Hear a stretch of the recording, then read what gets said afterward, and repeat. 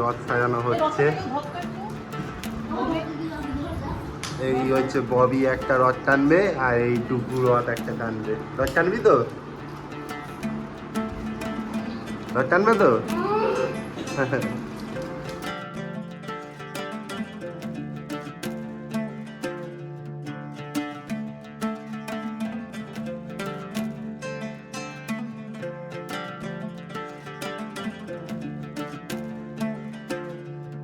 শুভ সকাল বন্ধুরা, আজকে একটা নতুন ভিডিও বানাবো এবং তোমাদেরকে দেখাবো।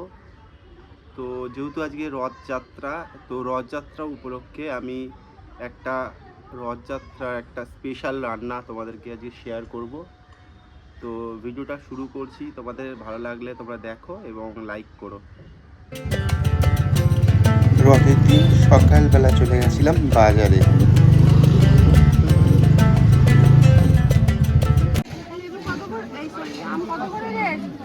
আপেল কত করে?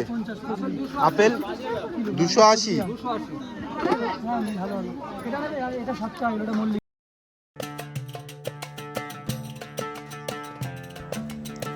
বাজারে ফলের এবং সবজির যা দাম, তো তাও আমার যেহেতু রেসিপিটার মধ্যে একটু সবজি থাকবে আর ফল তো কিনতেই হবে ঠাকুরকে পুজো দেওয়ার জন্য, তো কিনে নিয়েছিলাম অল্প অল্প করে সবজি আর কিছু ফল।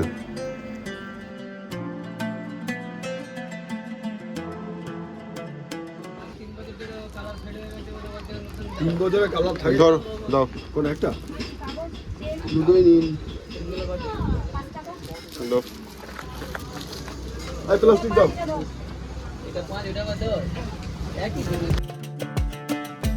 তারপরে নিয়েছিলাম দুটো ঠাকুর, দুটো মূর্তি নিয়েছিল 120 টাকা। ঠাকুর কেনার পর কিনতে গেছিলাম ফুল। রজনীগন্ধার এই ছোট মালাগুলো এক একটা 10 টাকা পিস নিয়েছিল।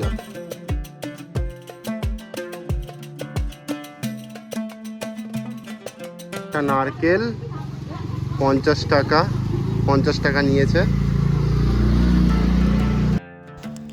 এবার শুরু হোক আমার রেসিপি। তোমরা দেখতে পাচ্ছ আমি কি কি সবজি ব্যবহার করেছিলাম।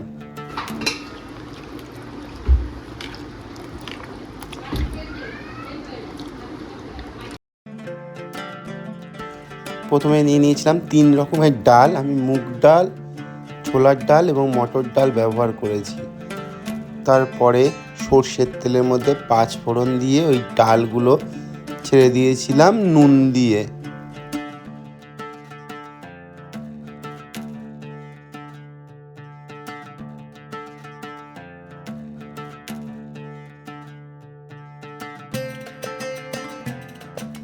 মোটামুটি 80% হয়ে যাওয়া মতন রান্না করে নেব। দলমা হচ্ছে একটা উড়িষ্যার ট্র্যাডিশনাল ফুড, যেটা হচ্ছে ডাল এবং সবজি দিয়ে তৈরি হয়ে থাকে।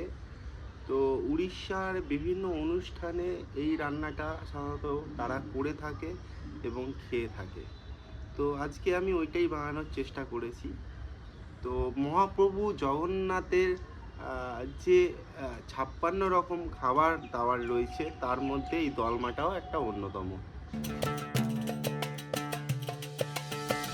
এবার নিয়ে নেব কিছুটা নারকেল, আদা আর কাঁচা লঙ্কা, তিনটেকে ভালো করে পেস্ট করে নেব।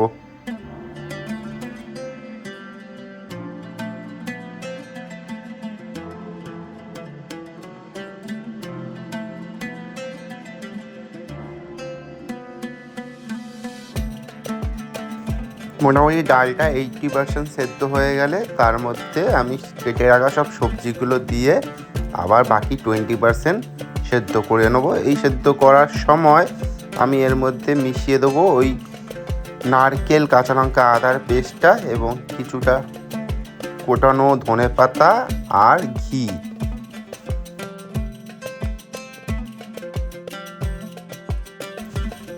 ডালটা নামানোর সময় তার উপরে দিয়ে দেবো একটু ভাজা জিরে গুঁড়োর মশলা।